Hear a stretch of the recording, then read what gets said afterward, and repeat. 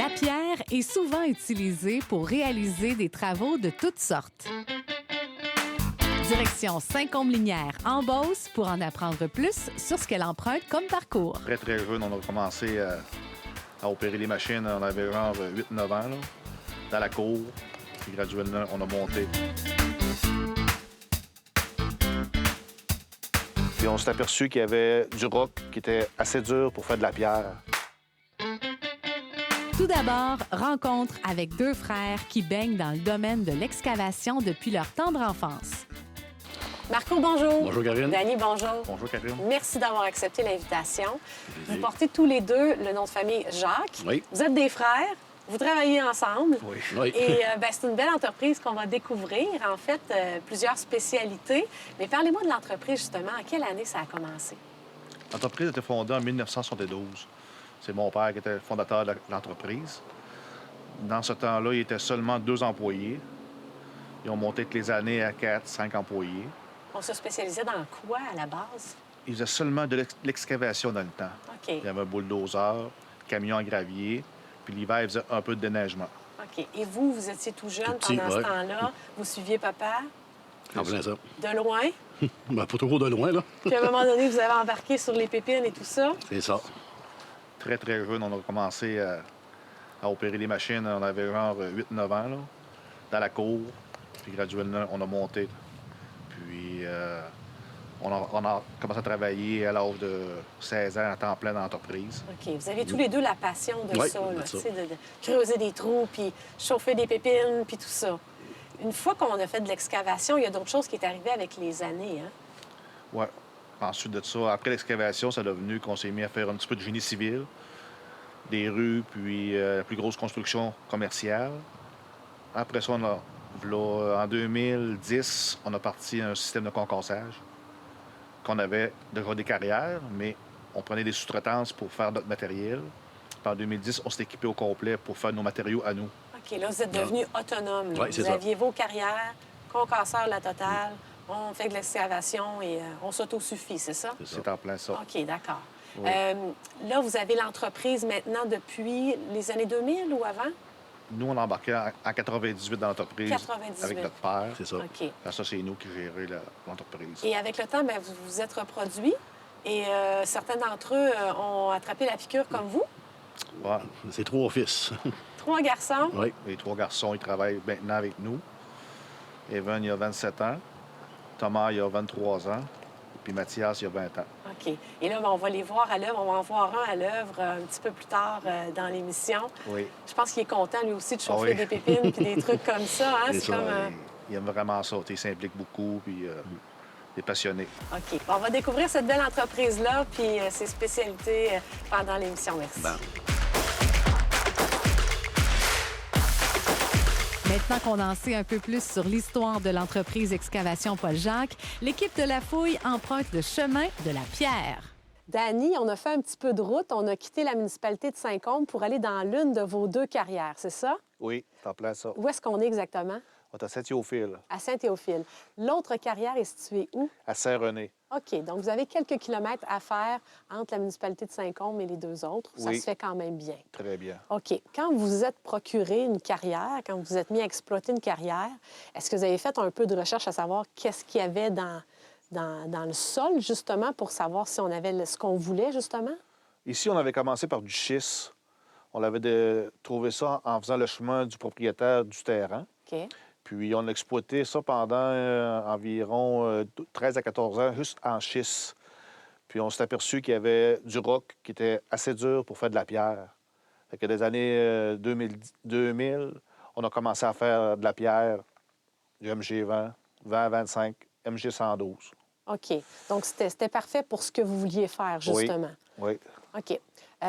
Là, je vois que ça brille à plein d'endroits. C'est le soleil qui fait que ça fait une différence côté pierre, ça se peut-tu? Oui, oui. Parce qu'en haut, derrière toi, ça brille, c'est vraiment beau. Qu'est-ce qu'il y a derrière toi, justement? Derrière moi, ça, c'est du schiste. Du schiste. Oui. Ça porte un autre nom, communément Ben- appelé En campagne, on appelle ça du tuf. du tuf. Oui. Quelle est sa particularité?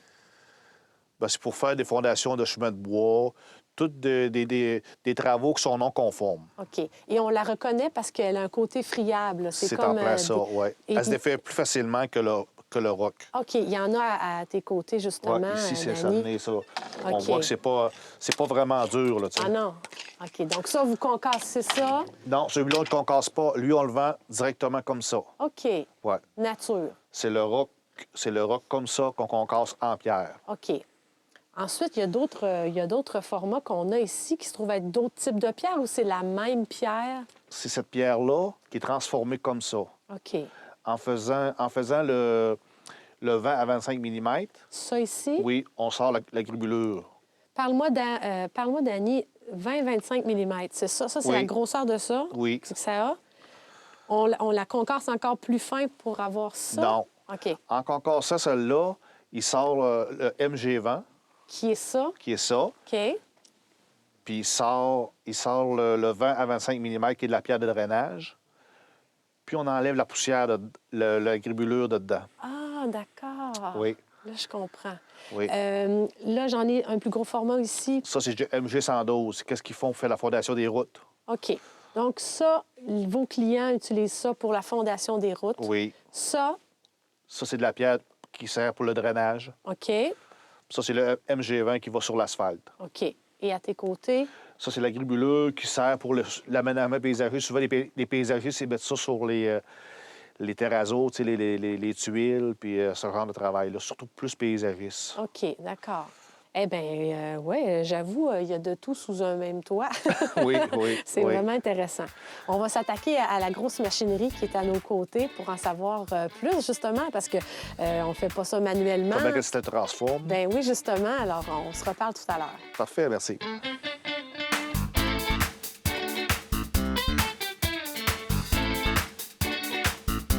Dani, on est tout près de la machinerie et là, ben, on s'attaque à un gros morceau de l'émission, justement. Qu'est-ce qu'on fait pour en arriver à une pierre de ce format-ci? Pour commencer, il faut driller, il faut dynamiter. On prend une compagnie, nous autres, expérimentés en dynamitage. Eux, ils viennent nous dynamiter environ 25, 30, 40, 50 000 tonnes. Ils viennent ici 2 fois par année.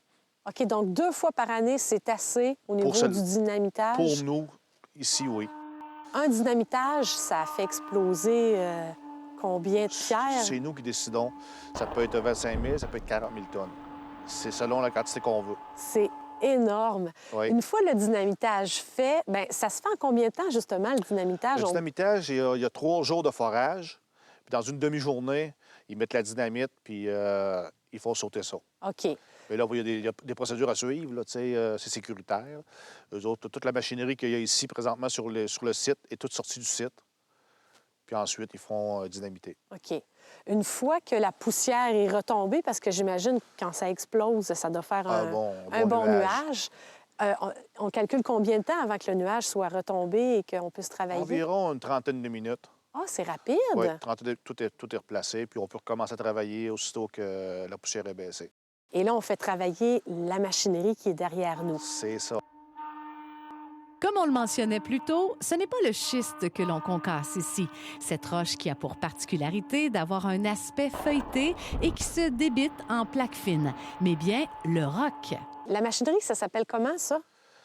Tu as le primaire, tu as un impacteur, tu as un tamiseur, puis un autre tamiseur. Tu as tout ça à l'intérieur de la même machine? Non, c'est 4 machines différentes. OK. Et donc, elle, tout dépendamment où est-ce que tu déposes ta pierre, elle le transforme en conséquence. C'est ça, c'est en plein ça. OK. Oui. Et combien de jours on les fait travailler? Bien, on fait travailler, ça dépend de la quantité de matériel qu'on a. Là. On fait environ 2 à 3 000 tonnes par jour Aïe, aïe, de aïe. matériaux, tout mélangé ensemble. Là. OK. Donc, tout dépendamment de la demande que vous avez en pierre, en sorte de pierre, vous la faites travailler en conséquence. Oui, oui. Elle doit être réchauffée aussi avant de Le matin, fonctionner? ça prend environ 10 à 15 minutes le matin à tout réchauffer des machines. Après ça, ils partent, ils arrêtent seulement le midi, une demi-heure, puis ils redémarrent, puis ils arrêtent le soir. Et là, bien, c'est divisé en plus d'un segment. Donc, la pierre tombe à un endroit différent. Ici, ça se trouve être quoi? Qu'est-ce qu'on a Du ici? 20 à 25 mm, 20-25 mm. Plus loin, du MG20, OK, le fameux MG20. oui. Puis on enlève la poussière de dans ça aussi, le gribuleux. OK, c'est assez multifonction. C'est Oui. génial, ça. Et en plus, vous traînez ça derrière un camion, là, parce que c'est tout déménagé sur rétractable. fardier. Ouais, c'est tout... ils appellent ça des concasseurs mobiles, là. C'est tout déménagé avec le fardier. OK, excellent. Oui. Le casse-pierre fait beaucoup de kilométrage en saison estivale. Par chance, lors de notre tournage, il était de retour à Saint-Théophile. C'est quelque chose. On récapitule les opérations avec Dany. Dany, explique-moi le chemin de la pierre. OK. Nous autres, la première affaire, c'est on prend la pelle, on alimente le primaire. Il rentre du 0 à 500, 600 dans cette machine-là. Elle est concassée environ du 0 200. OK, donc cette machine-là se trouve à Elle a écraser, à oui. rapetisser la pierre. C'est en plein ça. Ensuite, elle emprunte un autre chemin. Elle tombe dans le scalpeur, OK. puis on enlève la gribulure. Après ça, il sort une autre grosseur de pierre.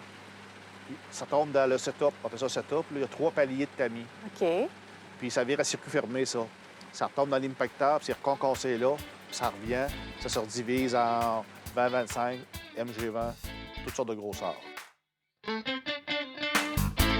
C'est bien beau cette machinerie, mais ça ne fonctionne pas tout seul. Thomas, le fils de Dany, veille au grain et s'occupe des opérations. Bonjour, Thomas. Salut. Alors, tu es le fils de Dany Jacques. Oui. Ça fait plusieurs années que tu travailles pour l'entreprise déjà. Oui. Là, on est en plein cœur de la carrière qui est située dans Saint-Théophile, c'est ça? Oui. C'est quoi ton mandat ici? Ben moi, en fin de compte, je suis contremaître de l'équipe. Bon, l'équipe, on est 3 personnes. Moi, je suis le contremaître des 2. Je m'occupe que tout vire comme il faut, que le gars de la pelle sache quoi faire, le gars du lourdeur, puis tout l'entretien des machineries que je peux faire en concassant, mettons. Là. Qu'est-ce que je peux éviter des bris futurs ou voir les bris que les gars ne voient pas par les machines. Là. Parce que je ne veux pas dans le lourdeur ou dans la pelle, tu vois pas tout ce qui se passe, ces convoyeurs, telle roche, si c'est jamais ou quoi que ce soit. Là. OK, donc tu t'assures que tout fonctionne bien. Ouais. Une fois que la machinerie est en marche, quel est ton mandat? Ben, en fin de compte, moi, un coup les machines sont toutes parties, mon mandat est de me promener à pied, de vérifier si tout vire, comme je disais, de la bonne manière, si la production est bonne, s'il y a une manière soit d'améliorer la production selon qu'est-ce qu'on fait, de l'ajustement des machines, puis c'est sûr, vérifier mes 2 gars, comme l'odeur, c'est son tas, les affaires de même, placer les affaires, puis OK. tout ça. Là, ça vibre beaucoup quand que ça part, Oui. ce truc-là. Là. Et la roche se promène. Ça arrive parfois que j'imagine que les pierres En théorie, il ne sortent. faut pas. OK. Normalement, ça n'arrive pas. Si ça arrive, il y a de quoi à faire, on est brisé ou il y a quoi que ce soit de brisé à quelque part pour que... La roche, il faut qu'elle reste dans un convoyeur puis dans les machines. Là. OK. Si elle coule à terre, bien, soit on est brisé ou il y a quelque chose d'autre qui est arrivé, là, quelconque manière. Là. OK. Une fois que tout a été concassé, divisé en différents tas, les autres membres de l'entreprise ramassent ces pierres-là, vont les porter directement chez les clients? Ou Oui. OK. En plein ça, il y a un autre lourdeur, soit qu'on est parti nous autres ou si on est là, on peut les charger. Le camion se présente, puis ben, il prend le matériel qu'il a besoin pour le client. Puis ça ressemble à ça, en gros. Bien, merci, Thomas. C'est plaisir. Des grosses journées au grand air à chauffer de la machinerie lourde, c'est ce qui qualifie tous ces travailleurs de la pierre. Quand on a la piqûre, dur de s'arrêter. Même la nouvelle génération aime bien s'impliquer. Bien, là, vous avez des projets encore plein la tête pour l'avenir? Sûrement, oui. Acheter des terrains pour faire des rues de développement dans le futur. Là. C'est Ouais. pas fait encore. Ben là, ouais. On la regarde pour ça. Là. Bien, avec la relève qui pousse, ils ont des projets aussi, Ça nous j'imagine. insiste à continuer plus avec la relève. Là. Pour en savoir plus sur le quotidien de mes invités, visitez le site excavationpauljacques.com. Comme vous avez pu le voir, bien des choses peuvent se retrouver sous nos pieds. Les sous-sols de Chaudière-Appalaches sont bien remplis. Suffit de garder l'œil ouvert.